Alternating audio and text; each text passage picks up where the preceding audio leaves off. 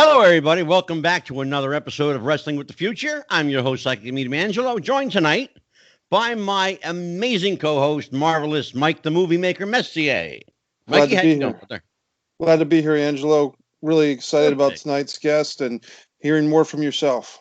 Well, brother, we have an amazing guest tonight. This is actually part two with a gentleman who is, much like you, an actor, writer, director. He's produced a little bit. He's acted in film, television, and stage. And he is the best-selling author of a book, When It Was Real, His Life in Pro Wrestling. Nikita Breznikov. Welcome to the show again, Nikki. Thank you, my friends. I am so happy to be here. Everybody healthy? That's the key. Yeah, we're all good here. Thank God, knock wood. Well, we're 3,000 miles apart, so that's as social distancing as you can get. Exactly. Mikey, how's things in Florida, brother? Things in Florida are good. You know, I just took a drive to St. Augustine, Florida today. There's still a hot dog place that's still open for takeout food, Hazel's Hot Dogs in St. Augustine, in case anyone's interested. But it's type of place that if you were 10 years old, this would be like Walt Disney World or something, you know. But I still enjoy it, and it seems to be a pretty clean place, a clean operation. Yeah. And I'm just happy to be here with you guys tonight. Well, it's great to have everybody. I'll tell you what, New Jersey is all but shut down. So just in case anybody wants to know, you can't even get a hot dog in New Jersey right now. Wow. It's right. It's tough. But we're faring very well. Thank God. You know, this household's we're very blessed here. We're doing very well. Absolutely. Mikey, Nikki, let's talk a little housekeeping. A big bombshell yesterday, Nikita, from the announcement of the WWE releasing more than 200 full and part-time staff personnel, including most of which were wrestlers, some agents and producers, some writers. Your thoughts on that? Well, Caesar has spoken, and I'll tell you, it's a business. So I've heard this before. Johnny Valiant, when Johnny was managing with them years ago after his run as a tag team, he had bought a new house. And he said, you know, here I am. I went to military school with Vince. I knew him very well. And all of a sudden, I'm not on the booking sheets anymore. Nobody said, here's a 2-week notice. Thanks for coming. It's just like, boom, you're done. And it was like, wow, did that put him in a bad spot? So, you know, it's a kind of business. And even with the Hollywood, you know, you go do the audition, nobody says anything to you. It's just like, okay, you were here, and then you're left in limbo. It's a lousy way to fly an airline, you know. But, Nikki, I have to tell you, though, tying into that, there's a lot of talk today. It's interesting when something of this magnitude happens, people start talking about that which was, untouchable before. Get a lot of wrestlers today, one day removed, talking about unionizing. Wow. Yeah. Mikey, I know you've got some feelings on that. But Nikki, back in your day, when in the 70s and 80s, when you were at your, the peak of your run, if something had like unionizing had been mentioned, what would the consequences would have been like? Well, Jesse Ventura can certainly tell you about that, because he tried it and Vince just about cut his head off. It was like, what are you trying to do, Ventura? And it was like, hey, we deserve benefits. We deserve all, the medical retirement. It's like, no way, private contractor, hit the road, Jack. And you know what it's all about. The buck. Oh, sure. It's all about money. Mikey. I'm into that, Mike. Exactly what Nikita said, because I think Jesse Ventura tells a story that it was before WrestleMania 2, New York, Chicago, and LA, that Jesse raised the idea of a union to all the wrestlers. Say, hey, guys, we got Vince right where we want him. We have to unionize now or we'll never get to do it. And according to Ventura, years later, when he sued the WWE for videotape royalties, they put Hulk Hogan on the stand. And according to Vince McMahon was on the stand, and McMahon said that Hulk Hogan told Vince McMahon Jr. that Jesse Ventura was trying to unionize the boys. So, that being said, Ventura has had a grudge against Hulk Hogan for over 20 years now, I guess, because of that situation. Yeah.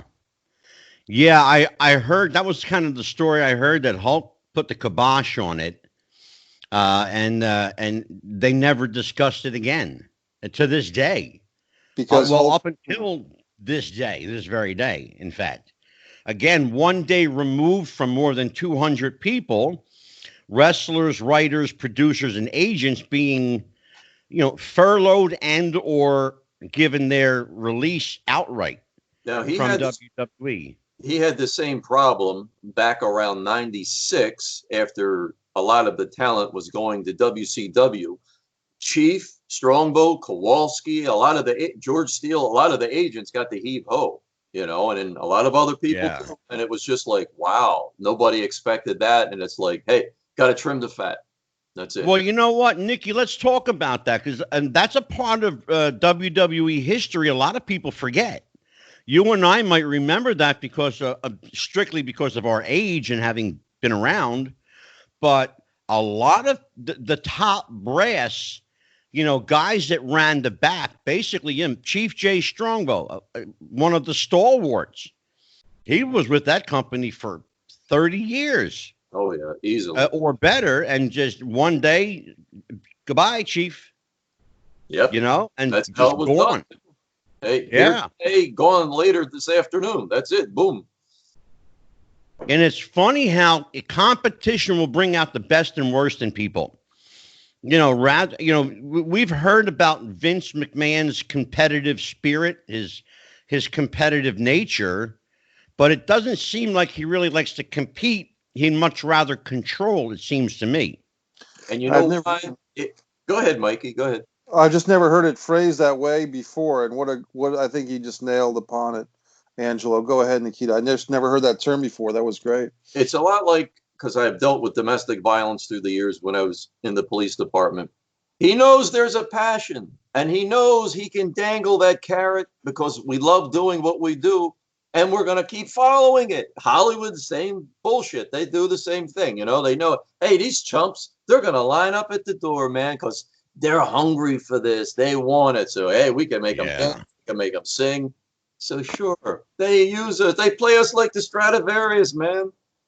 It seems really, to me, and I would really love to hear both your guys' input on this, but it seems to me quite anticlimactic that here he is making a big pitch for WWE in Florida as an essential business, which, by the way, he was granted essential status. Yep. And he's allowed to run his program at the same time borrowing $18 million from WWE to start up the XFL Football League. But yet he's going to let go more than 200 people. Is it me or am I missing something? No, it's definitely stinkaroo. And hey, look, the old saying, we've been around, Angelo, for a lot of years. If it looks like a turd, it smells like a turd, don't taste it because it's a turd, okay? That is right. It's not a Baby Ruth bar, Nikki. Wow. Well, I'll tell you what, guys, it's been a crazy week in wrestling. I hope that for wrestling's sake, I hope that everything levels itself out. Mikey, let me officially introduce our guest. Nikita Breznikov, as I said, is a writer, actor, director, producer. He is the author of the best-selling book, When It Was Real, His Life in Pro Wrestling. He is a member of the Screen Actors Guild and the American Federation of Television and Radio Artists.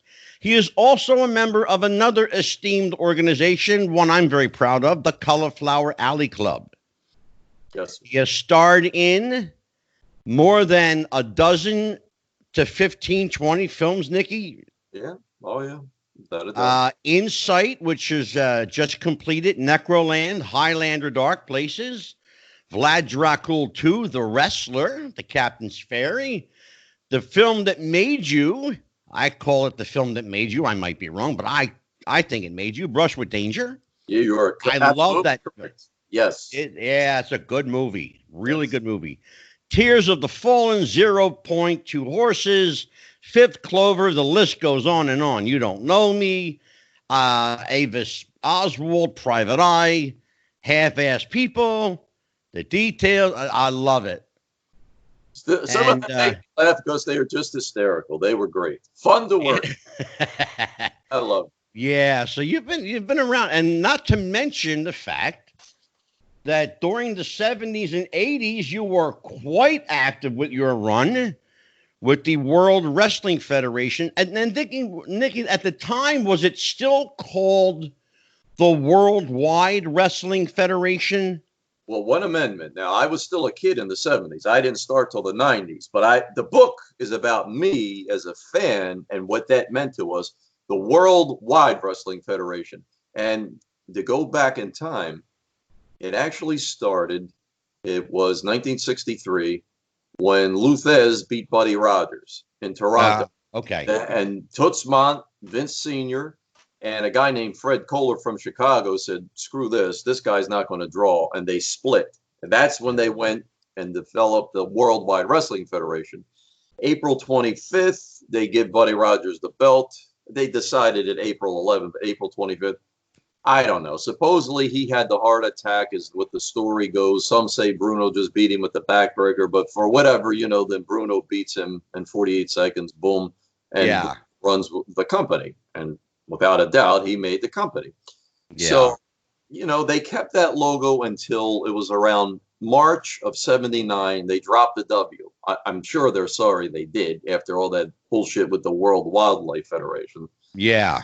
But maybe not, because I don't think Vince wants to touch wrestling. Now he just wants to be sports entertainment. So maybe. Well, and you know what, Nikki, you got a point there. You mentioned. I want to tie into a couple things you just mentioned because they are very topical to this show and very recent to this show.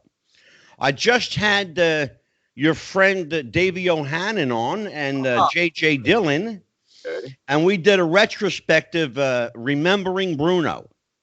And we talked about that Buddy Rogers match in 63. 48 seconds, you're absolutely right. It was a 48-second match. And according to JJ, and he put the kibosh on the rumor, he said, in fact, it was a shoot that Bruno went in and was told by Toots Mondt, forget about the malarkey, just go in and win. And he could do it. And he could do it, and he did. The gorilla put him in that over-the-shoulder backbreaker, and that was it. And I have a question for you, Nick. Hey, he might have had a heart attack when he was up on his shoulders. Well, that was the thing that Buddy had claimed all the way up to the day that he had a heart attack.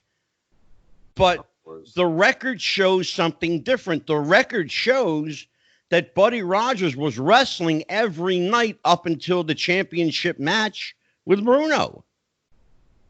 So I think, I'm not calling, he's dead now, and I knew Buddy in life, and I would never dare call him a liar because in life he would have beat the shit out of me. But something doesn't sound right about the timeline. His timeline never sounded right to me. Well, you're saying to verify the heart attack. Gotcha. Yeah. I'll tell you, you can play off of that because Backlund, in his book, he had trouble with Stan Hansen in that 1981 run. And the cage match was stinkeroo. And before the first two matches were good, but before he goes into the cage, in his book, Skolin says, go tear him up. And it was like, okay, we're going to teach this guy a lesson because he was trying to hold up the office. He wanted this, he wanted that. So it was like, okay, turning Backlund loose on you. Well, you got a Hellcat there. So it's like, okay, he did a pretty good job on it. Yeah. And I've heard that story. Bruno said I told Buddy Rogers, do your best because I'm going to do mine. And then that was it. Whoosh. It's funny that you say that because that's exactly verbatim verbatim what Davey O'Hannon said. A direct quote, just exactly what you just said. I love Davey. Do your best because I'm going to do my best and I'm going to break your back. Give it up. When you look somebody in the face and you tell them that, you can't get any more direct. It's like, hey, chump, I'm coming for you. So yeah, I mean, if Bruno wanted to shoot on you and hurt you, he could, and he knew it. Yeah. Go ahead, Mike. It makes me think of Shane Douglas, the franchise from ECW that says everybody needs a yeah, but. You know, and in Buddy Rogers' case, it was, sure, Bruno beat me in 48 seconds by submission. Yeah, but I had a heart attack the week before.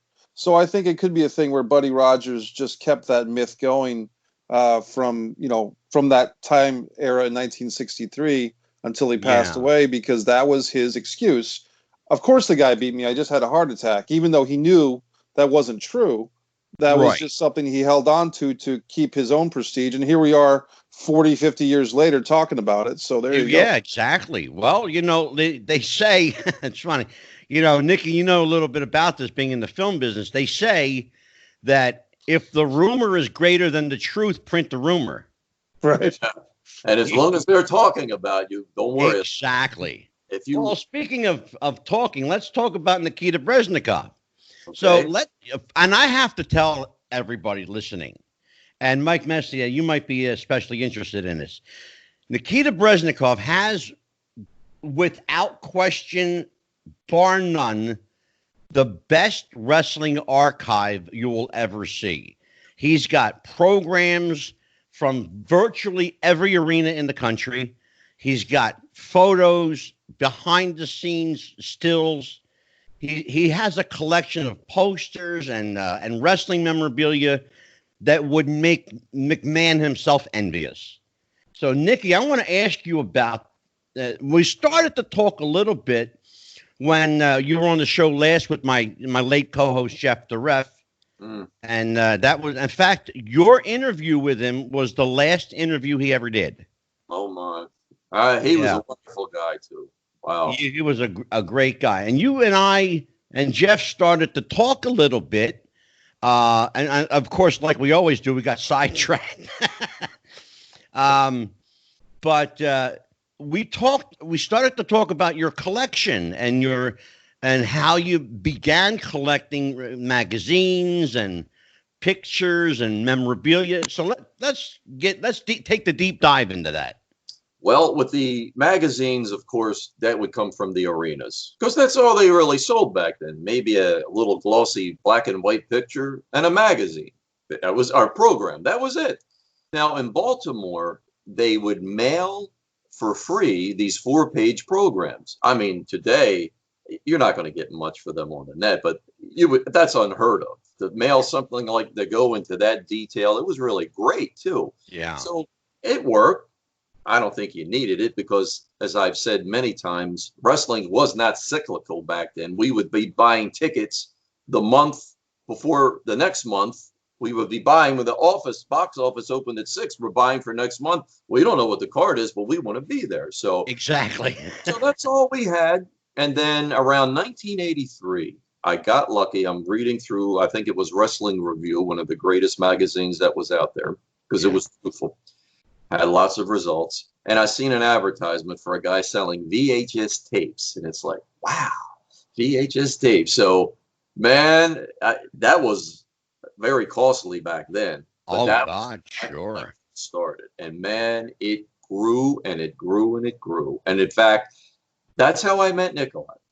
Because he was working a local show in Baltimore. I was still the police department. So I'm in uniform. Never met him before. He sees me. He said, "Hello, Sergeant." I said, "Hey, Nikolai." So he goes and changes. He comes out, going to sell the gimmick. So I go to talk to him. I said, "Hey, Nikolai, I collect tapes. I'm trying to find some different ones that I don't have." He said, "Oh, I have nothing. But I would pay for it. I pay you whatever you." I said, "Oh, you pay me nothing. I owe you, man. It'd be my honor. I'll make for you. No problem."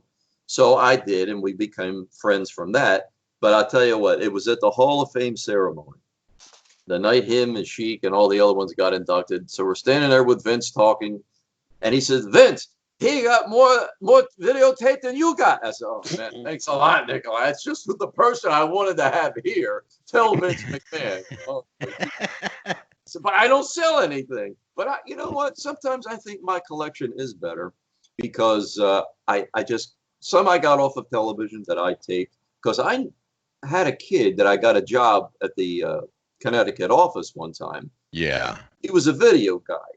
And he worked for the NBA. And then when they went on strike, he says, man, I need to make some money. I said, I'll tell you what, I'll call up there. You do great video work. They maybe can use you. So they did. He got in and he got into the vault. I said, oh, man, some people want to go to the Playboy Mansion. I want to get to that vault, you know. So right. It's a mess. He said people, it's kind of like an old Blockbuster. You know, people didn't yeah. put it back. They put it somewhere else. Can't find it. It's like, man. Yeah. Well, you know, it's one of the things that you and Jeff got into talking about last time was the whole subculture of tape trading because Jeff was a tape trader. Yes. And it wasn't until I had another guest on that I realized, man, there was a whole underground movement of tape traders. Oh, yeah. I don't know if I slept through it or I had, you know, because I'm older than those guys were anyway. But I thought to myself, I missed out on something big. And I really felt like I had been, you know, deprived of some wrestling history. It was just a fantastic experience because in 1983 especially, I was getting the tapes as they were happening, you know, like maybe a couple of weeks later, a guy would tape Philadelphia and Madison Square Garden. And I'm going to the live shows in Baltimore and Washington at the Capitol Center. It's like, man, that was one of the greatest times of my life. I couldn't. Yeah. It's like I'm watching the video feeds and then I'm going to the live shows. I had all the angles covered. It was beautiful. Yeah. Now, I got to tell you, Nick, and you're from Baltimore. We should tell people. Oh, yes. Now, Mike, our friend Mike Messier here spent a lot of time around D.C. and Baltimore at the Cap Center and at the Baltimore Civic Center. Now, That's right. Mikey, when you were coming up as a fan, was the tape trading movement still a thing? And did you get involved in it? And how did you come into the world of wrestling? Because you and I have talked a little bit about it, but we never really took the deep dive. Well, I was pretty young, maybe an embryo, but I was telling Nikita earlier today on Facebook that I think we actually went to the same card.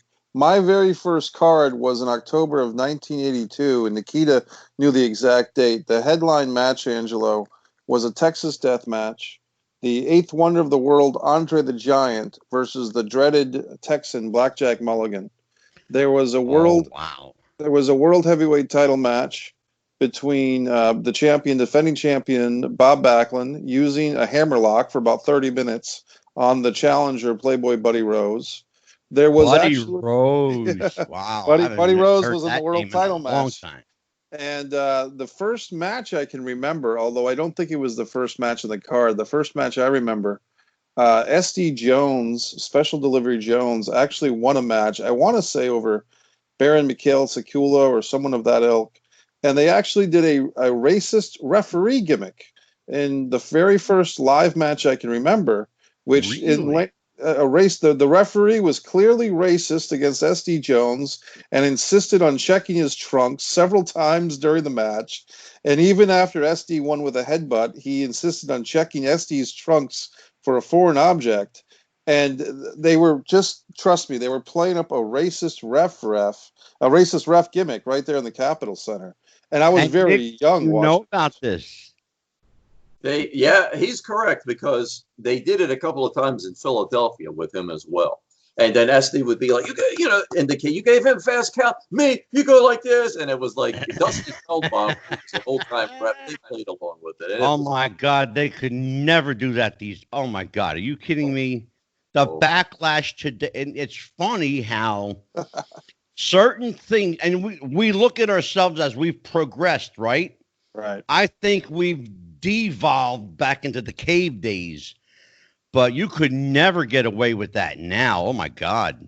No, and that's why you have no heat today. What the hell can you do to draw heat? Well, we're going to talk about that because that's on my little crib notes, actually, as a matter of fact. Because you worked with a couple of guys that were heat-seeking missiles. We're going to talk about them. Very But good. speaking of heat, I want to bring you to chapter 9 of your book. Okay. I'm going to read an excerpt. I want to talk about this because I've heard this story firsthand. Okay. When the bell rang, Lou Albano charged the ring, only to be knocked down by Tony Gurria. Albano was then interviewed by Vince McMahon and asked about the Manager of the Year contest. Albano could be heard yelling at Vince, "Don't push me. Don't put your hands on me." Vince asked Albano to control himself and tried to conduct the interview. There seemed to be legitimate heat between those two, and this certainly seemed to be one of those times. When Albano went a little off the rail, Vince ended the interview with, "We hope to have an interview with Lou Albano in the future when he's a little bit more in control of his facilities." Oh, yes, absolutely. I've actually heard that story firsthand. I want to ask you about it. My understanding, and you can elaborate in any which way you want, but my understanding was that Vince did not like Lou Albano because Lou was a holdover from Vince's father. And Vince was trying to create at that time his own, for lack of a better word, niche, to create his own identity. Right. And to may conceivably have had at the time. But my understanding is that heat with Vince McMahon and Lou Albano continued well into the 2000s. Yes. And up to the day Albano passed away. For whatever reason, Lou Albano and Vince Jr., and I don't know the reason, but they had heat with each other. And maybe you can elaborate on that. What was it, in fact, because Vince was trying to break away from his father's crew? I think it was more that Vince and Lou Albano were just two people, and it happens in life. They did not like each other. A didn't like B, and B didn't like A, and nobody was going to change. Even though Lou was the moneymaker, because you put him in the ring with a Bruno or Chief or anybody, man, you got a packed house. The boys can take the night off. That's all you need is that match. Yeah. And Lou get his people over. So it's like, even with that much drawing power to put the people into the arena, Vince still didn't like him. And you could see it. A lot of times Lou would grab him and Vince would pull away rough. Even on and he'd give him that face and, "Look, pal," one time he said, "Keep your hands off of me," and then Lou story would be, he would maybe have a little bit of extra juice during the day, apple juice, those kind of stuff, and by vodka juice, that's it. By the evening, he's gone. He's out to lunch. So I heard that. I heard that he liked his vodka and cranberry. Well, it's funny, and I mentioned it in the book. It was Bruno's last taping that he was the color man for, and Albano was gone. He actually, Bruno's trying to do the interview at ringside, and Lou, he looks, you could see he's looking at, you don't know it obviously at home, but if you know the setup at Hamburg Fieldhouse, he's looking over Vince and he's giving him all kinds of shit. He takes his shirt off and he throws it at him. Well, we don't know it, but then all of a sudden you see the shirt come flying back with a vengeance. So, Albano heads over and you're hearing commotion. So then Vince comes over to take with Bruno and he's like, and then here comes Lou. He comes back and he's in his face and he's like, "Come on, hit me. And he's got his hands behind his back. And then Vince he turns the mic off, because in those days you had the on-off switch on the mic. He looks over at Bruno and he just says, and you can see that because this came out when they released that All-Star Wrestling load not too long ago. I don't remember it in the original run, but I did get it then. It was like, Yeah, he had his fill. He was done. And Hamburg Fieldhouse was where they did all of their television tapings at the time. The B show, yes. Yeah. They did the B. Now there were two. As far as I remember, there were two locations: Hamburg and Allentown. Yes. Now, as far as I know, Nikki, it was Allentown that where the chair shot heard round the world took place. Oh, with yeah. Larry Zbyszko and Bruno. That was Allentown, Pennsylvania? January 22nd, 1980, yes. And you remember the date. Oh, wow. Yeah. Definitely. Man, I still say the greatest angle of all time. And there were some beauties, but man, that took us all by surprise. Well, I was going to ask you, was there any heads up as to did wrestling fans know what was coming at the time? I remember seeing it and I sitting there in shock going, he hit Bruno. He hurt Bruno. The only tip-off we got was the taping on January 2nd. And Larry starts saying, he pulled away from Bruno during an interview. Bruno wanted to interview him, and Larry pulls away. So it's like, all right, what's going on? Yeah. So Vince goes up. It's the third hour, and he's like, okay, Larry, did something happen? Did you get struck in the throat? You didn't want to? He said, no. Yeah. And then he goes into the spiel. I'm just tired of being in Bruno's shadow. I don't hate him, but, I got to prove myself. So it was like, wow, this is unbelievable. What's going on? So the next taping, that's when it all unfolds. And it was like, wow. And, Bruno, I think he took some legit shots on that because he was bleeding unmercifully. Oh my God! Oh yeah. Let me tell you something, Nikki. If he gigged himself, then he gigged deep. Yeah, because that blood was just pouring out. Yes. You could watch that match now and go, "Holy shit! He must have lost a quart of blood." Yeah. Mike Messier.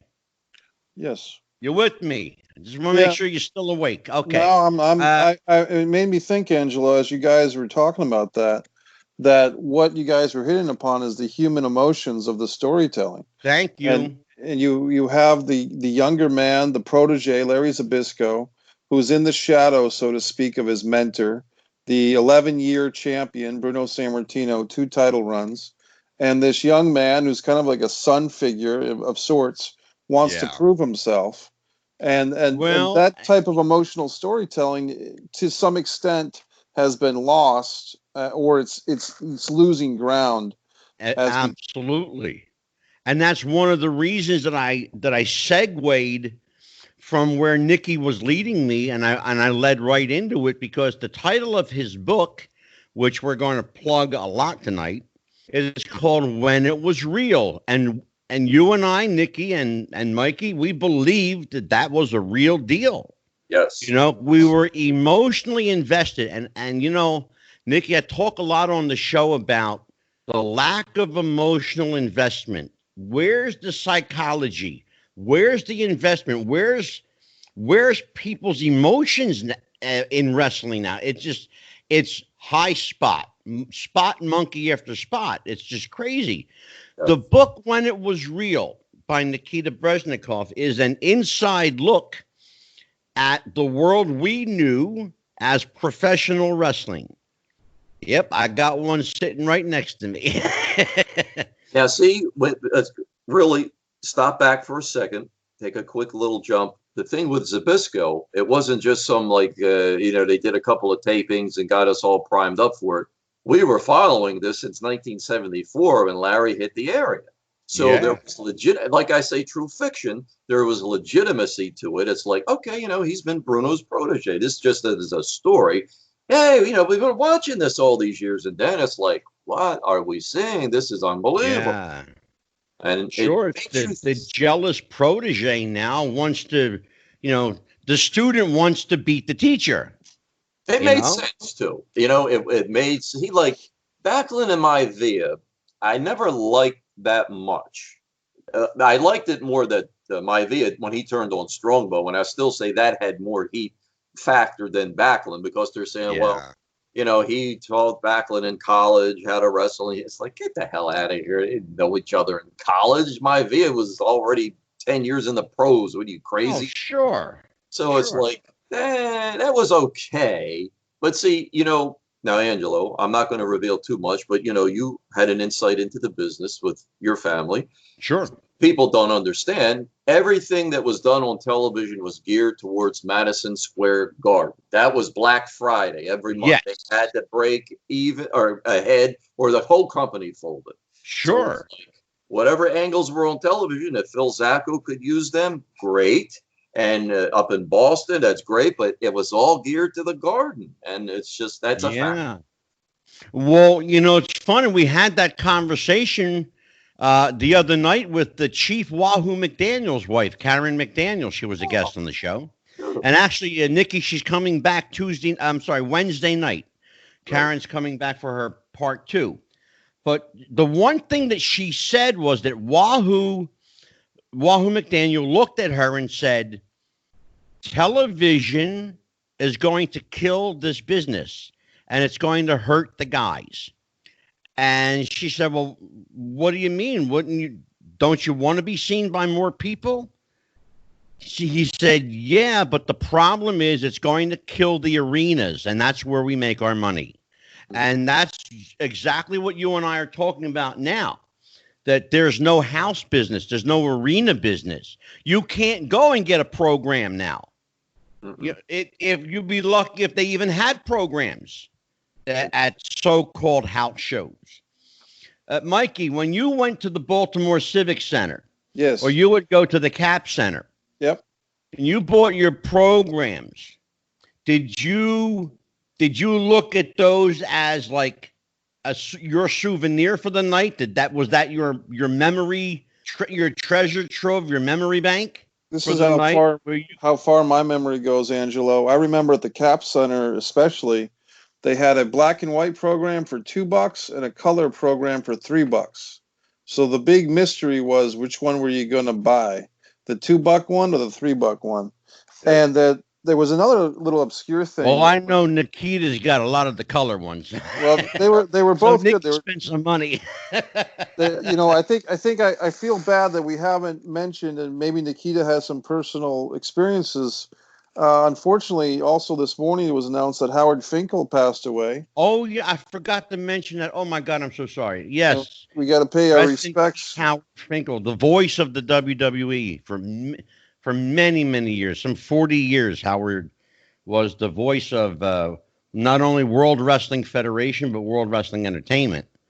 Yes. Sadly, at age 69, we lost Howard Finkel today. But tying into that, that was your memory for the night. You could look back on your program and go, oh, I remember this is what happened during this match. Right. Or you could go down the program and see, where Bruno wrestled or where Andre was on the card or something like that. And they had that's all but gone. But they had the actual card, the white piece of paper that was the insert. Yes. That was like on a thicker stock. And I mean, you see these cards everywhere. Evan Ginsberg posts them. He has this collection. Oh, sure. And you would take your pen or your pencil and circle the winner. Mike, you got to believe me when I tell you, Nikita's trumps Evans every day. And I love Evan. Evan's been on the show, and Evan will actually he's coming back on the show in May, as a matter of fact. But Evan will be back with us, and yeah, I'm gonna ask him about that. I'm gonna say, you know what? I know a guy, Evan, that's got more shit than you do. I guess if I could ask Nikita a question. You can ask him anything you want. Nikita, you and I chatted briefly on Facebook, and you made an allusion that you kind of lost some interest when Hulk Hogan became champion around 1984, January. I think it was 23rd or 24th of 84. Right. Was it something about the supposed Rock and Wrestling connection, or the WWE or WWF at the time taking over the territories, or trying to buy out, put other companies out of business, or getting away from guys like Bob Backlund who'd have a 30-minute match? Because we're seeing now that a lot of fans have left in the last 2 or 3 years. what about 1984, specifically Hulk Hogan, turned you off for a while? Well, I actually addressed that in the book. January 23rd, 1984 is the day the music died.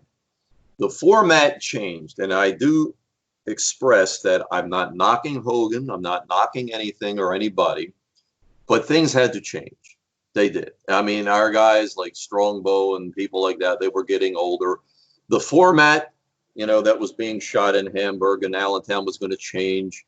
Now, what a lot of people kind of lose sight of, 1984 was also about the Sarge and the Iron Sheik, that hot feud, and Nikolai and the Iron Sheik as well as a tag team. So it wasn't just Hogan, but then it just became, and Nikolai used to say this best. He said, people feel sorry for the heels now because Hogan killed everybody. You don't have no good match. I said, that's absolutely correct. He's too damn big. Bruno was like 5'10", maybe 5'11". He was a gorilla. He was strong, but he looked like the underdog. Backlund, he looked like a skinny kid, even though he was powerful. Pedro was smaller. Superstar was a good-sized guy. He was a giant of a heel, but not over giant like Hogan was. Right. So it's like Hogan, he had shit matches when it came to stud or horrible. Good night, we're going to sleep. That's it. And how the hell is he going to work with Greg Valentine? He's too damn big. Valentine can't do what he used to do. And that's the problem. Nikki, if you've seen one Hulk match, you've seen every Hulk match. Well, there you go. That's exactly. Run the rope, hit the leg drop, roll over 1, 2, 3. It's the same match. Pump up the crowd, Hulk it up, hit the ropes, leg drop, roll over, pin 1, 2, 3. That's it. That's every Hulk Hogan match. But it was sure good to get the merchandise out there. Well, see, the problem I had with Hogan back in the day, for not only for the 84 run, but if you want to go earlier than that, when Fred Blassie introduced him, was that you saw something then that you hadn't seen up until recently, which was the company shoving a particular wrestler down your throat. They did that with Hulk. They knew what they had. They knew that they had a cash ATM machine. He was clearly money, more as a baby face, quite frankly. They sold tons of belts, ice cream bars, Hulkamania vitamins, you name it. They had his picture on everything. All right. And then that kind of went away a little bit, and they took another change in direction, changed up his character a little bit, but they still shoved him every time they could shoved him down your throat. They did the same thing recently with Roman Reigns, who was never, ever going to be over. And I feel bad for the guy. And Mikey, you know what I'm talking about. I do. There was no way you were going to get this guy over. He's too good looking to be a heel. He's not believable as a heel, but as a babyface, they shit on him because he's big. And the problem is they like their baby faces smaller in stature. Daniel Bryan was uber over as a baby face. They shit on him as a heel because they didn't know what to do with him. And that's the problem when you got a guy that's too big or too good looking or too small. What do? How do you market him? Because remember, Vince is all about marketing. Yes. How do you market him to the masses? It's hard with those three names I mentioned deliberately because those were the three toughest guys to get over in any given capacity. Now, remember, but the other thing, not to interrupt you, Nikki, but the other thing tying into what you had said was the investment, the emotional investment. You couldn't invest yourself in Daniel Bryan or Roman Reigns, or after a while, Hulk Hogan. I mean, how many times can you say, oh, brother, eat your vitamins and do your prayers and do your sit-ups or whatever the fuck you used to say. Yeah, you know what I'm saying? But the point I'm trying to make is you can only do that for so long with any given character before people go, all right, look, that's enough. You hit a nice topic that Nikolai, I'm not going to tell you the long version of the story, but the bottom line was, and he said, I told this to Vince one time as I was finished up, bullshit can get you to the top, but it cannot keep you there. And that was the truth. That is the absolute truth. Because absolutely. Look at Bruno. He didn't have to do anything. We loved him. He didn't have to jump on our backs and say, oh, take me home, love me. His presence, nobody played music. All you did was see him coming down the aisle and whoosh, the whole place is gone, man. Yeah. And God help you if you heard him, because, wow, you got hell to pay. And it was like, yeah, he didn't scream and holler on an interview. He came and spoke from the heart, and that's all we needed. And he needed to do any kind of vaudeville nonsense or anything like that. He was who he was, and we all loved him for it. And it's funny that you mentioned that because the match that he had with Ivan Koloff, where he dropped the strap to Koloff, they said you could have heard a pin drop. In fact, Bruno tells the story that he thought something was wrong with his hearing because there was no noise in the arena. Yeah. And then when Arnold Skolin leaned down to say, "Are you okay?" he could hear him as clear as day. Yeah. He didn't realize walking back to the dressing room the effect that he had on people. Mikey, you wanted to say something. Nikita, I read in online interview with you about your book that in your book you discuss that different parts of the same territory, East Coast, Northeast, WWF or WWF, would have different types of main events. Madison Square Garden would have like the Bruno versus the top contender of the day. But if you went to Baltimore, you might see an African-American wrestler like Bobo Brazil featured in the main event. And if you were in the Capitol Center, you might see a different type of main event. And the Nassau Coliseum, I believe what you were saying in your interview was they would tweak the main event a little bit because maybe they thought they were fans that would go to both Madison Square Garden and Nassau, so they didn't want to repeat the same main event. Can you explore that topic a little bit about how, because when we think of sometimes we think we read these, Pro Wrestling Illustrated from 1982, and we see very similar match results in those arena reports that we call them. But from your experience as a top fan of the day, you were seeing a nuance to these main events that I had never thought of before. Can you talk about that? Sure. Now, with Nassau, they would be like a B show to the Garden. Like Chief didn't get a main event with Superstar and the Garden. Tony Garea didn't. Larry Zbyszko didn't, but they got Nassau instead, which was great. Evan could tell you about that. And I'm going to be on Evan's show Saturday, by the way. I've known Evan for about 40 years. Good friend. I love Evan. He's a great friend of the show. And I can tell you the story. We'll save that for later on in this show. But anyway, for what you're saying there, Mike, yes, that's true. Now, Baltimore, we would get a main event, a special attraction, and a tag match, and a couple of nice other matches, too. A lot of times the ladies would come in. That was good. But Bobo was so over in Baltimore. Now, in 1973, Pedro was starting to lose steam. So that whole summer, Bobo Brazil was main eventing Baltimore against Blassie, Tanaka, people like that. And it was like, okay, I think maybe they were testing things. Let's see how this is going to play out. And Bobo's drawing, Pedro's not. So it's like, okay, it's not just here, it's all over. Now, if they had Bobo Brazil and Bruno a couple of times, it's like, oh, man, that's it. That's just solid gold. And in Superstar Billy Graham's run, Bobo Brazil got the only title shot with him in Baltimore on July 16th, 1977. And let me tell you, it was magic. It was like, wow, the house was packed. We were just, Bobo's going to beat his ass. This is going to happen tonight. And then he got him in the corner, and it was like, shit, he can't believe it. But we loved him. He was just a a class act, somebody you could believe in, and put a guy like sometimes they didn't even have a title match. It would be like Bobo against Ernie Ladd one time in Baltimore. Oh, sure. Well, he was United States champion, so let me correct that. So yeah, okay, so you had that title, but it wasn't always recognized throughout the territory. But it was like, okay, Bobo's defending the United States belt, but it was like, this is great, Bobo and Ernie Ladd, man, what a sure.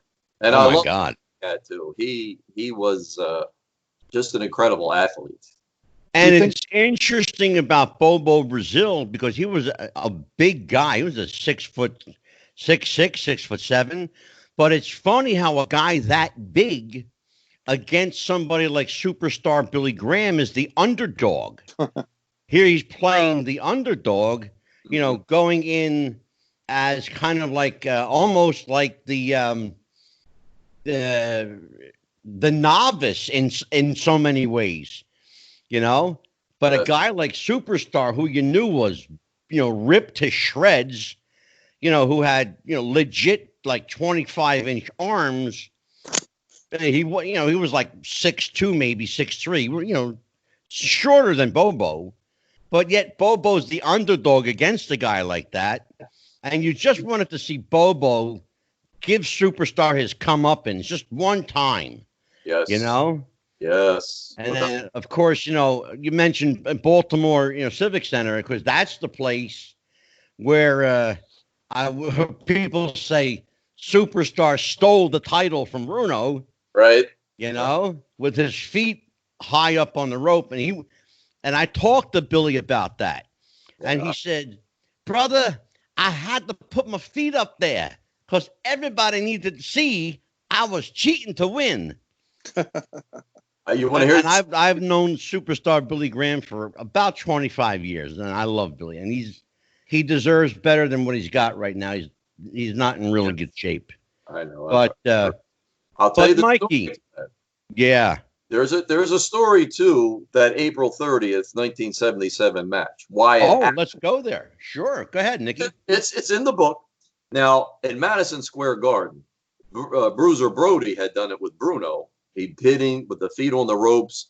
You know, they raised his hand, and then the judges at ringside said, no. The referee missed it. This doesn't count. We're going to have a rematch. So Brody didn't win the belt. But Baltimore, once a decision is rendered by an official of the State Athletic Commission, it's final. You can't even reverse it in court. So they killed, like Dominic DeNucci used to say, they killed one bird with two stones. They got the title change, and you know, Bruno could keep his self-worth. He got cheated to win. Superstar did. And then, hey, belt can change hands in Baltimore. So that gave everybody hope in all the other cities. It's not just Madison Square Garden. So it's like, wow, that's a perfect scenario. Everybody wins. Oh, absolutely. You know, you mentioned Bruiser Brody there. Just as a side note, Nicky, we just had Bruiser's wife on the show. Very good. Yeah, Barbara Goodish did 2 hours with us. She's actually coming back. And it surprised me, and I'm going to talk about this. It surprised me that Brody's run in WWF didn't last as long as it should have. I thought he could have got another 2 or 3 years. Why do you think they cut his run short? Well, timing is number one. Vatera was getting ready to come in, and he was going to have a pretty good run. Bruno was just coming back from the injury.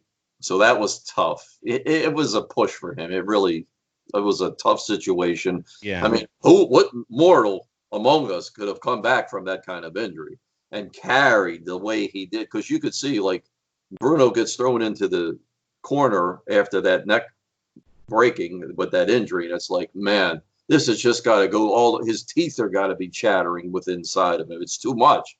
Yeah. And it was like, I think with Hansen was there, you know, so they were still playing. So Brody was there at the wrong time. And then they were trying to get Nikolai his matches, and then Stasiak's. They were overloaded at that point. Wrong place at the wrong time. Nicky, you mentioned your friendship with Nikolai Volkoff actually began innocently enough over tape trading. How did you get involved with Nikolai, and what led you into the business? Well, when I finally got the tapes made for him, and I didn't sell them, anybody from WWE spying, I didn't sell it. Hey, we became friends from that. So, of course, the pestering starts. I said, Nikolai, I'm going to be a wrestler. He said, no, you have a good job, police department. Everybody get hurt. No, you could be the manager. I said, I don't want to be no stupid manager. I'm going to get in the ring. He's like, no. Listen, you know what's going on. We can make this work. So then we were doing it was the Czechoslovakian Slovak Festival. They called it Czech Slovak Festival. He and I were security that day. It was like old timers. We were just there to fulfill insurance obligations. We're dancing with the old women, eating the food, have a good time. So we brainstormed that day how we were going to do this thing. We came up with the name. We come up with the whole gimmick. And it was like, hey, this works out pretty damn good. I'm starting to like it, especially since I'm standing on the outside watching everybody get their ass beat. And I just come in at the end and get a little slap here or there. And that's the end of it, So Yeah. wanted to throw me out of the ring. I said, I can't do it.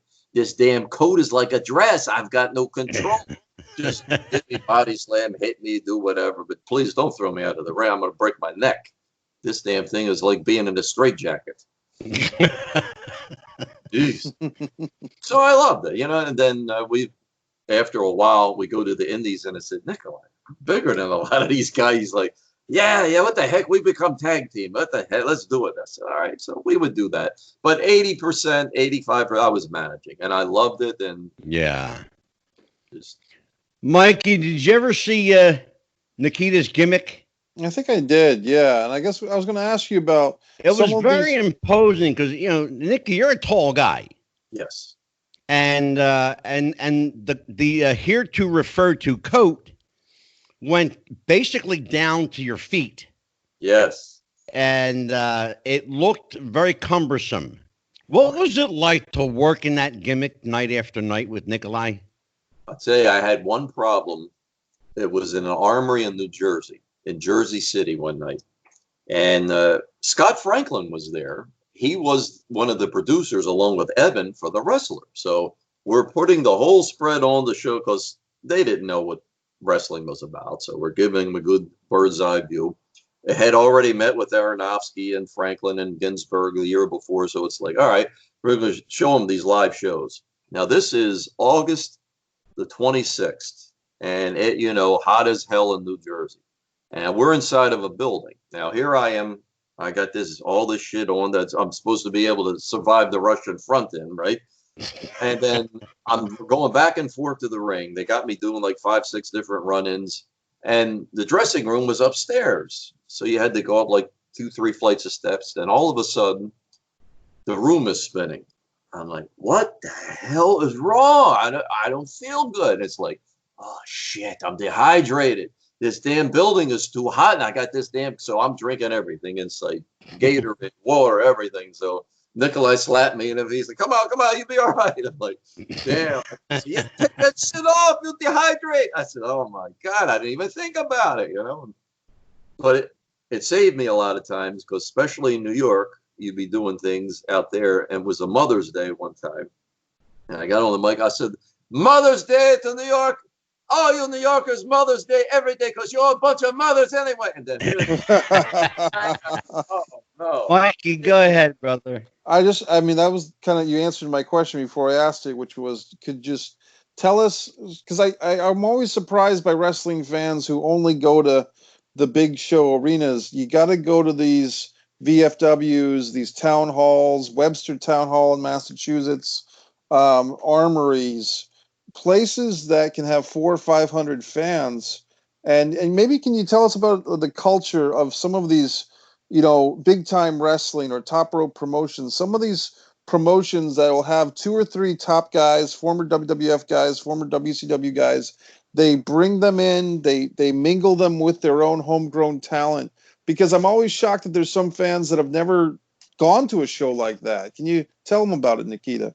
Well, people think that it's only the big arenas, but even in the heydays of the 70s, they would do that. Like Jack Witchy's place out North Attleboro, you know. Yeah, Steve Feinberg always talks about it from Rhode Island. Yeah. Yeah, and they would be weekly, you know. He would have a Yeah. weekly crowd, but that was not a big venue. They would hit the high schools. And Chief one time told me there was a place in Cowtown, New Jersey. It was a barn. He said, Yeah. "I'm walking to the ring. I'm stepping over cow shit, but I had to get to the ring to do the show." He said, "We Yeah. got to pay the bills, you know." In Madison Square Gardens once a And month. Nikki, I have to tell you, I know the place you're talking about. I've been there. Very good. It's about 20 minutes from my house. Oh, beautiful. You know, It is. It's about 20 minutes away. they had places like that, but they would hit them, you And know. he's absolutely right. It's a shithole, but it's a great place to have a wrestling show. It really is, because they're rowdy and they're fired up and they're drinking, and that's what you want, because no matter what you do, they're going to pop for you. And the Roll-A-Rama in Brooklyn, they would have monthly Oh shows. my God, sure. Catholic Youth Center, all the way out in Pennsylvania, they would draw shit, but still they would put the show on every month, and they would bring in talent. Sure. And the thing is that these shows are, with this, the exception of right now with this horrible virus, but we'll get to a point in our culture where we can go to shows like that again. And I'm just trying to get across to some of the younger fans that have only gone to a 20,000 seat arena, for a big WWE show, that you got to go and see the smaller town promotions, because it's just so, to me, it's always been more fun. Absolutely. I hit the local arena here once in a while without a cause. WAC, they put on a pretty good show, and maybe they'll hold, my God, 80 people. It's a very small venue, but they fill up, and you're right there. You're catching the action. You can talk to the workers afterwards. Everything is beautiful. But that's a very good point, Mike. Support the local, and Evan's message, support the indies. You know, it's like exactly the big guy, and that's where everybody starts. So support them, just like minor league baseball. Go see a minor league game when everything is back to normal. That's where you're gonna. They're not there now, Nikki. You know, you worked as a manager, but we should also tell people that you've actually been involved in a couple of matches. Yeah. So let's talk about the first time that you can recall being in the ring as an active participant in a match. Were you prepared for it? Were you scared shitless? What was the mindset? Walk me through this. No, I wasn't scared, because I'll tell you, the first thing that scared me was from managing. The first night, we had a double shot that day. We were in Camden, New Jersey, beautiful Camden. Oh, God, yeah. Through the dumpster. A lot of people's cars got broken into that day on the lot, but we were lucky we didn't. So we went to Fairless Hills, Pennsylvania. We go flying up there, and Jim Neidhart's going to work that match. Now, he had a triple shot that day. So that motor sweating bullets, and it's like, man, it's at 10 o'clock. Neidhart's not here. So Nikolai's like, don't worry, he'll be here. Just put on last. So then, sure enough, he shows up. So he's ripping his shit off. We're real quick talk about what we're going to do. So we get in the ring, and it's like, I'm antagonizing him, and he's looking at me with that face, and I'm like, oh shit. I think he's going to kill me, It's like, well, I'm looking at Nikolai like, hey, are you watching what's going on here? Because I think this son of a bitch really wants to do me in, but he's just working me, and it was like, and then working with Killer Kowalski. Oh, my God. Referee, that was a definite dream come true. I love the guy. Now, we did a series in Boston, and I fly up on my own. Okay, at those days, $30 to go from Baltimore to Boston. Nikolai's book, they paid his flight. But he said, you want to go work? We go work for Walter. I said, oh, hell, you kidding? I'm there. So we go up there. Friday night, we do Richard Burns' show. We're faces. And Walter saves me. Next day, we do Walter's show. We're heels. He beats the shit out of me. And Iron Mike Sharp, too. My God. God love him. God rest his soul. He was a beautiful human being. And with Mike, he wanted to clobber you. And it's like, how hard can I hit you? How hard? I said, Mike. To me, across the back, at least. Don't kill me. Don't break me in half, you son of a bitch. You're twice my size, He's like, yeah. Oh, he hits me with a bell. It's like, oh, man, this is great. I'm like, Jays, I think I'm did the hard way the first time, Another beautiful guy there. But Walter was the first one to pay me. We do his show. I go back in the, we're changing. He said, "Hey, kid, come here, come here, come here." I said, "Yeah, Walter, what's up?" He said, "Here, put this in your pocket and take care of Nikolai." I'm like, "Wow, Walter." Right? He's like, go ahead, get out of here, get out of here. So Nikolai, on the way home, he says, "Walter did not make lots of money. He didn't have to do that, but he's a beautiful person." It's like, I'll never forget him for that, man. But of course, my heritage is Polish, so I guess he's Polish soul brother, so he took care of me, Yeah. Good guy. Nikki, we talked earlier on about heat. There's hardly a person in the business at some point or another that doesn't have heat with somebody. So you and I've never talked about this because be honest, you're a really easygoing guy. You're just kind of like, well, whatever, whatever you want to do. Have you ever had, and shoot straight with me, have you ever had like legit heat with somebody that you didn't know how to handle? Or fans? Yes. Never. Really? Boys were always great. Okay. To me, I came from severely abused house. My father was a son of a bitch, alcoholic, beat the shit out of me, called me all kind of shit. Wrestling was my catharsis. It saved me. Yeah. So I get into the business. They were good to me again. Nobody said, "Well, tough shit, go learn on your own, asshole. I don't care." Everybody was great because working with Nikolai, I'm in the main events with the top people. And nobody ever said, "What are you doing here?" They were like, okay, we'll get you through it. We'll do this, we'll do that. So it was beautiful. They were always good. But the fans who bought the gimmick, now they want to kill you. I had one Green Beret one time and working at ringside. And he's like, "You son of a bitch, I'm going to kill you. I'm going to wait for you outside and I'm going to take care of you." I'm like, "Yeah, kiss my ass, you phony son of a bitch. You bullshit soldier," because he's wearing his, so I did too good. Sure enough, we're leaving. Really? And there he is. I said, "Nikolai." Oh, he's waiting for you. He said, "Green Beret." He's like, "Oh, shit. I see you later." I said, "You bastard."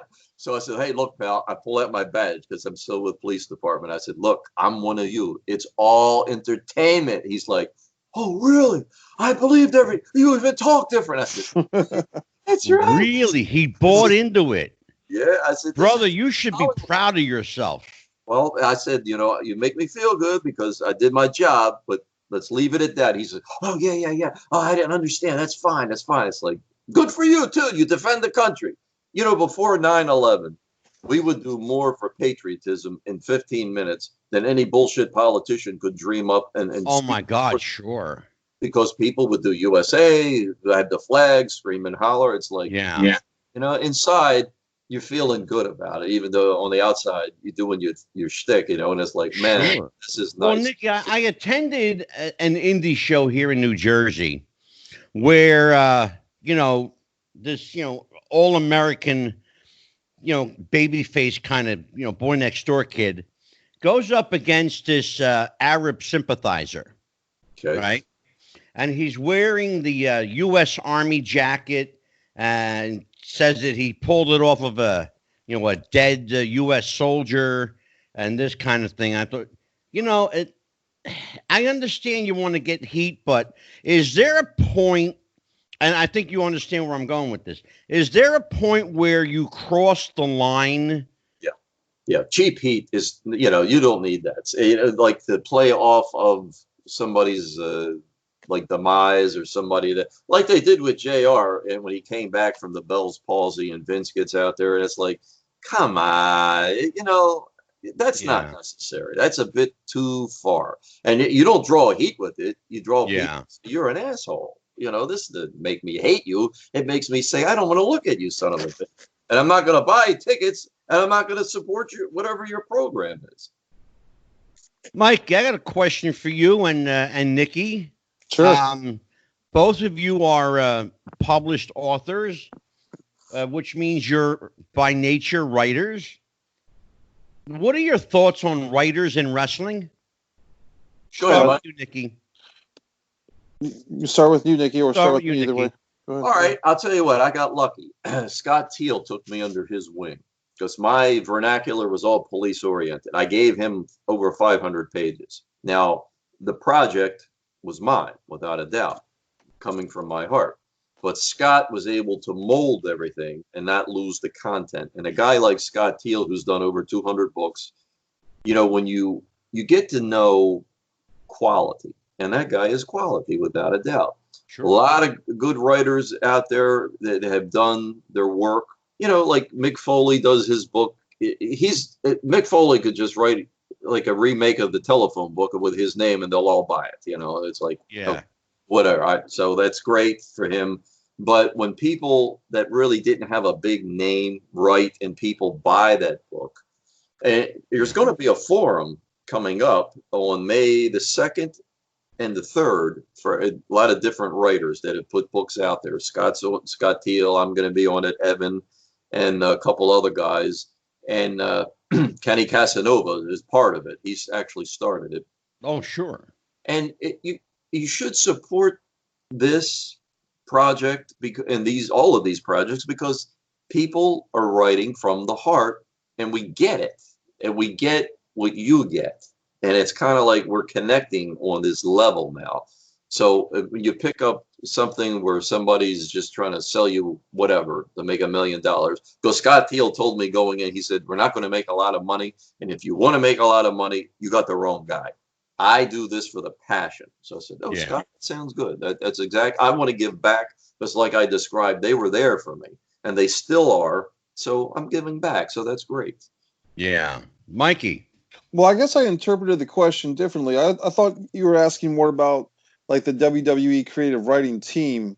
When you can tie that in, absolutely, of course. I guess for me, when I think about writers, and look, Vince Russo and I are quite friendly, and I dare say friends. But I do feel that one thing that Vince Russo might have pushed a little bit too far for my personal taste as a wrestling fan is that somehow writers have become characters on camera. And if you look at WCW in 99 and 2000 and 2001, Vince Russo and Ed Ferrara making fun of Jim Ross with the Oklahoma horrible character with the facial paralysis.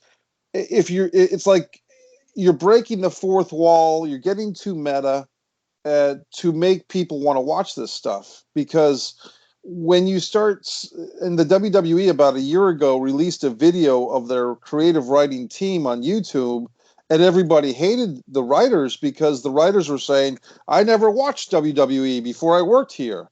And that just didn't make wrestling fans like myself. And I've had a job interview for the WWE creative writing team back in 2007. Well, so isn't that in itself problematic, you would think? Well, you would think so, but apparently, like I said, I get very angry about it, the angry wrestling fan, when Vince McMahon shows sometimes that it feels like he's become ashamed of being in the wrestling business of which he makes his money.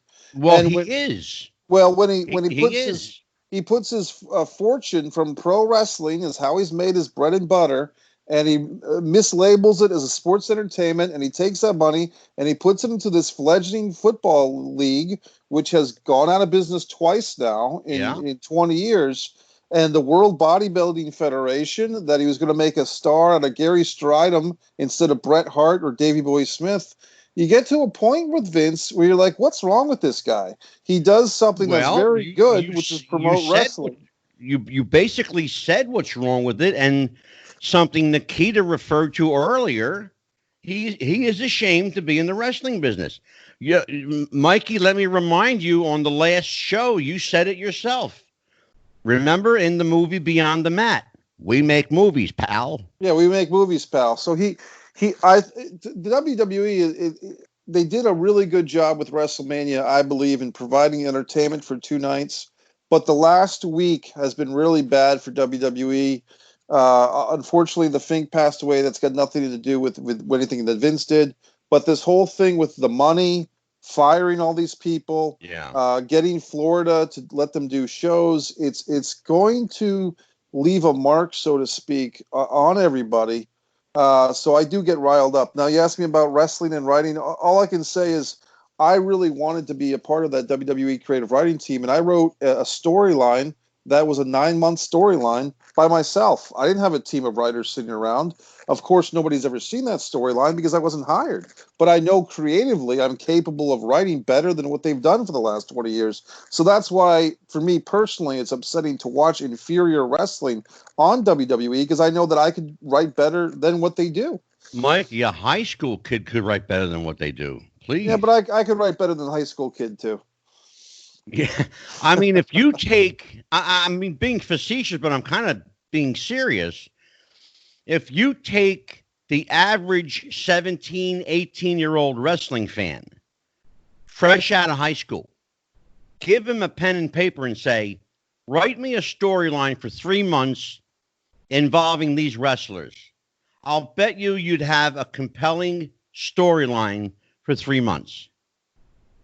Who knows? I mean, Angelo, you might be right. I mean, I've seen other fans. It can't hurt. I mean, look at what you've got now.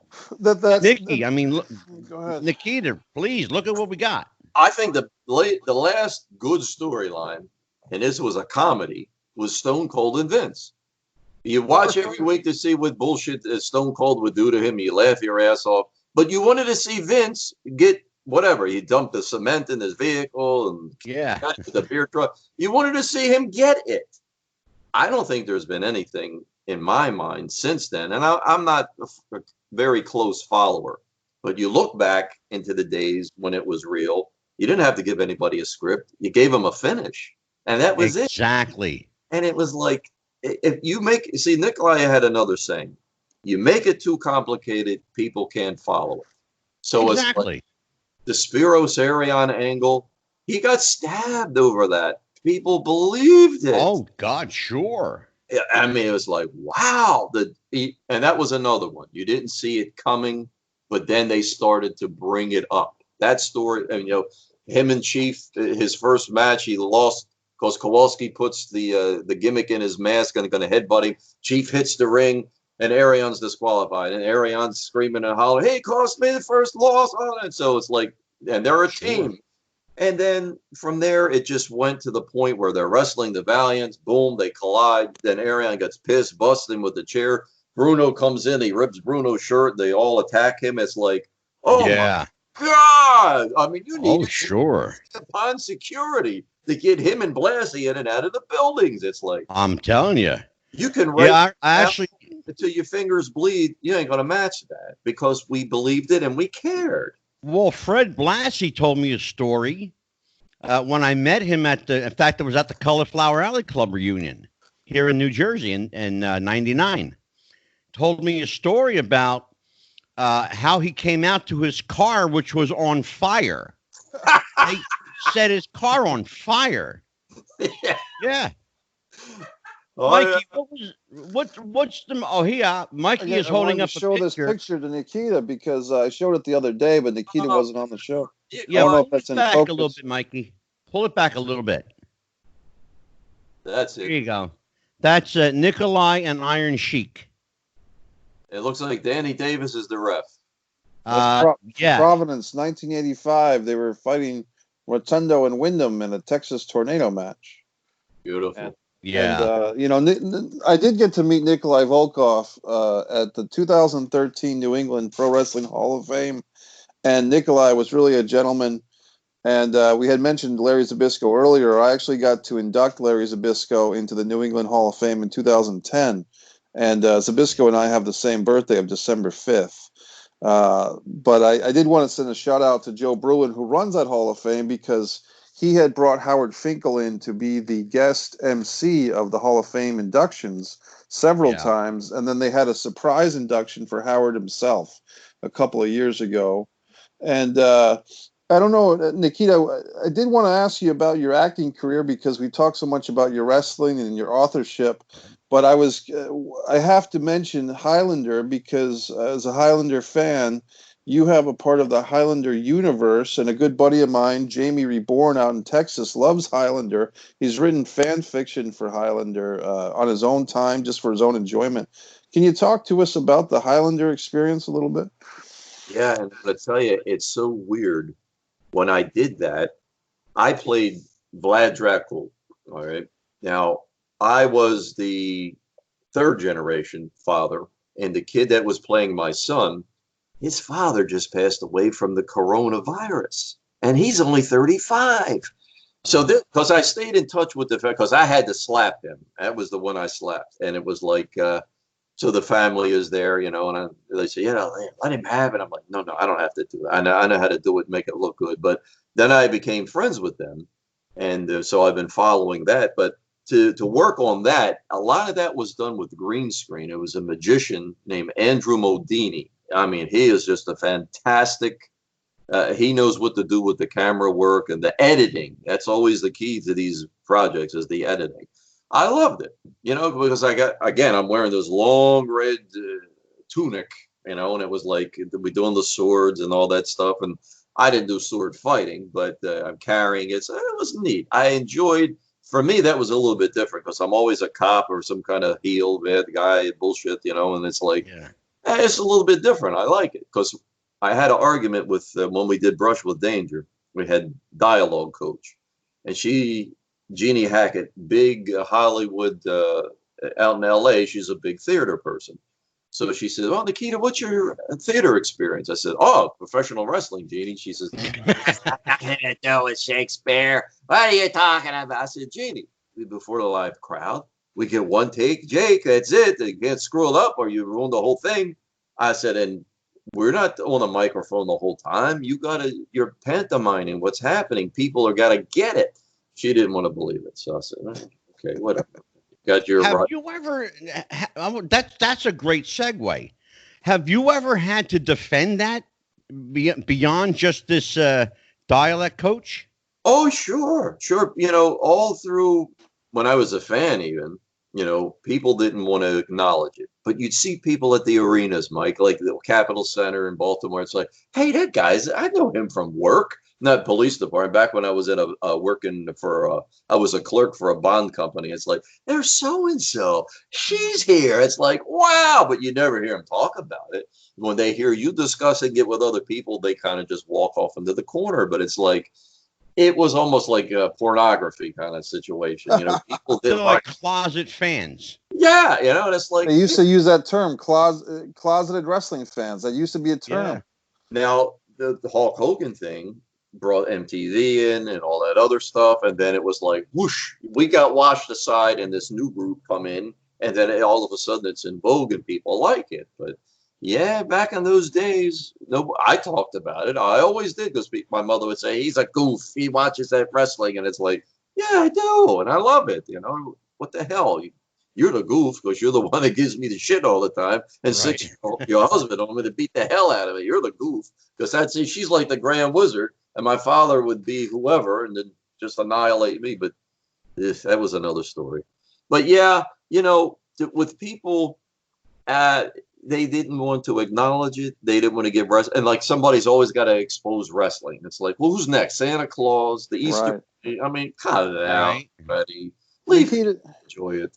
Nikita, do you remember the sportscaster George Michael on Channel 4 News? I love George Michael from Channel 4. George Michael had a show that got nationally syndicated called The Sports Machine. And for whatever reason, George Michael was the first mainstream guy in the Beltway in the early 80s to champion professional wrestling. And he would have highlights of the matches from the Capitol Center, WWF, and then he would venture to Baltimore for the NWA. And he would put clips from the Crockett Cup, 87, on the Channel 4 News, and he would have highlights. And Jim Vance, the straight newsman, would always piss on the wrestling, and George and he would debate about it back and forth. Well, I'll tell you what, I have a little insight into that. Sure. Lay it on us. George Michael was a Philadelphia DJ at WFIL radio, and I grew up listening to him. George was a huge wrestling fan, and he would be seen every month at the Philadelphia Arena and at the Philadelphia Spectrum when the Spectrum became the place to go. George was a huge wrestling fan. He loved it. He was honored to be called a mark back in the time when nobody knew what the word mark meant except the insiders, which gave you some insight that he was, in fact, inside. And every opportunity he got, he championed the cause of wrestling. When George became a national figure with the sports machine, it was just a natural fit for him because to him it was a sport. We considered it a sport. I do have a whole disc with a lot of his clips from what I was saving on VHS, and then I put it onto a disc. But Jim Vance one night did have his own little, I guess the station was getting too much heat about it. So Jim Vance, he had a commentary, and he said, look, I got nothing against wrestling fans, but this just isn't my thing, and I'm not going to back off on it. I'm not going to support it. It's this, it's that. And it's like, okay, we get it. Now, Jim Vance was a cool guy in his own right. Yeah. But now George Michael did, it was my son's birthday, if you can believe it, the night he was, not his birthday, the day he was born, August the 15th of 1980, I went to the Capitol Center. George was the guest ring announcer. And it was funny because Backlund lost to George Steele. It was 81, 81. So he loses by disqualification because Steele's using the gimmick to threat the match, and Backlund gets it. And of course, he's caught. I mean, that's just automatic burn the house down. Yeah. So George, I don't know why he said this, but he gets the microphone. He says, ladies and gentlemen, let's let Bob Backlund know how you feel about him. He's had a rough night. Come on, let's go to. And Backlund looked at him. He was talking to Skull, and he draws his fist back, and he's going to nail him. He's like, "Who is this son of a bitch?" You know, get the hell out of here, right? So that wasn't good because the following Monday, George says, "Fans, I'm done with Bob Backlund. Bob Backlund fans, don't call me. I don't want to hear it." And shows the clip, and then Jim Vance is like, I know why you're saying that now. Wow. So then they had Bob do an apology during the promos. He just, lost control. That's funny. Match, and, I didn't mean that. I apologize. And then George Michael was happy again. Then he's putting Backlund over. So that's great. But I'll tell you what, it's been a great show tonight. I really enjoyed it. Nikki, you've got a treasure to check out the book, When It Was My Life in Wrestling by Nikita Breznikov. Please, yes. Co-authored by Scott Teal. We really got to work on getting Scott on the show. I got to find a way to get him on the show. I would love to talk to that guy. I really would. To him. He would love it. I appreciate it. If you can, I'll tell you what, Nick, if you can work on that for me, that'd be great. I will. I appreciate it. Mike, you have anything to promote, plug, social media, movies? What do you got? Mikey Messier, Angry Wrestling Fan on YouTube. I gave my Howard Finkel tribute today. I had my thoughts on the WWE releases video last night. MikeMessier.com has just released The Impeccable, my 23-minute short film that's won 3 awards so far, including the Best Supporting Actress for my friend Nakia Zakarian, the beautiful pageant winner from Europe. Yep. So people can check out MikeMessier.com and just dig around in there. And the T-shirt, when Amazon merch will allow me to start selling these T-shirts again, there's going to be several Mike Messier T-shirts on Amazon available for all the Mike Messier fans out there. And let me read that shirt. Hard work beats talent when talent doesn't work hard. That's right. That's and Life Lessons with Mikey Messier, distributed by Wrestling with the Future, is picking up a lot of attention. So I appreciate that, yes, Angela. People are getting into it. Yep. And I should say that Vince Russo and I don't have much in common except Mike Messier. We share him both. Him both. We're going to have to work on getting Vince on the show. We do. Vince talks so much on his own Realm Network that I think sometimes. Oh my God, I know. But he did have a nice tribute to the Fink today. And, for all these WWE talents that have been furloughed or lost their positions, let's keep it in perspective. These are all, for the most part, young, athletic people. They'll all get on their feet. But for someone like the Fink that we lost a little more permanently, we got to put our feelers out to his family. Yeah, that was a loss. He was one of the greatest wrestling fans of all time, without a doubt. Oh, my God, sure.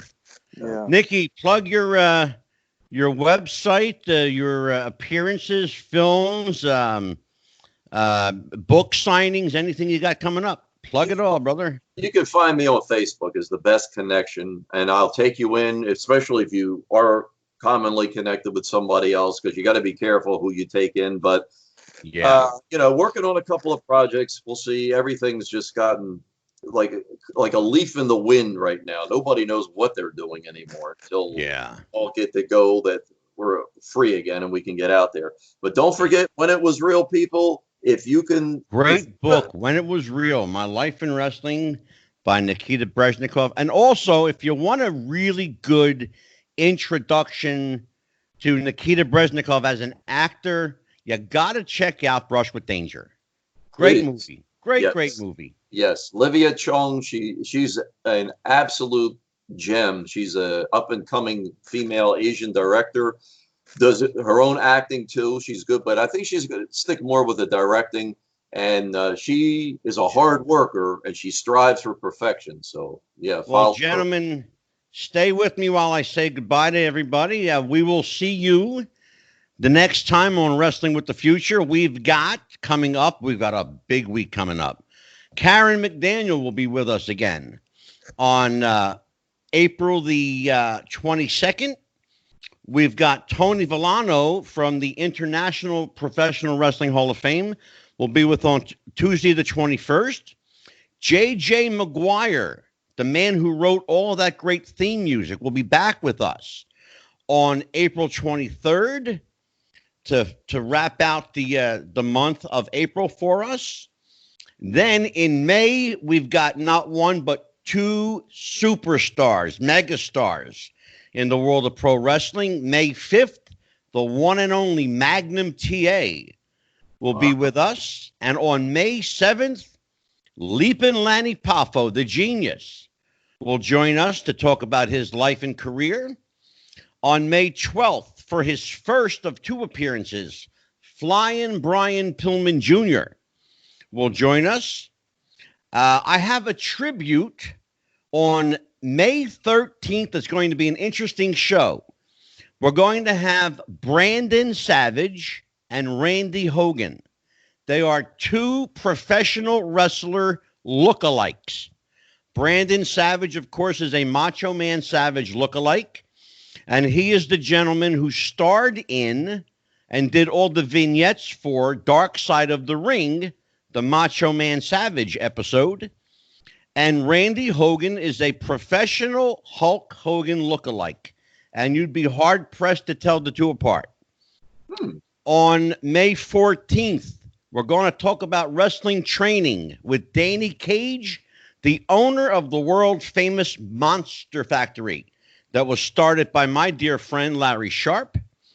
On May 19th, the venerable Doc Diamond will discuss his 40 years in pro wrestling. Big smile from Nikita. I love Doc. And on May the 21st, and this is why I wanted you to stick around, Nikki, because after we go off the air, I'm going to hit you up for something. Okay. On May 21st, we're doing a special roundtable, a deep dive investigation into the death of Dino Bravo. Wow. And filling out the month of May, Flying Brian Jr. for his second of two appearances. And that's a very bold month. That's a busy, busy month. And then, well, just to let people know, we're going to start off the month of June, and I'm only going to give you a couple, but we're going to start the month of June with Handsome Jimmy, the Boogie Woogie Man. Handsome Jimmy Valiant will be with us on June the 2nd. And that's all I'm telling you about June so far.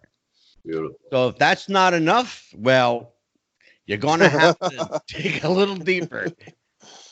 For Nikita Breznikov, for Mike the Movie Maker Messier, I'm Psychic Angelo. Join us again. Take care, everybody. Good night. Happy wrestling. Bye-bye.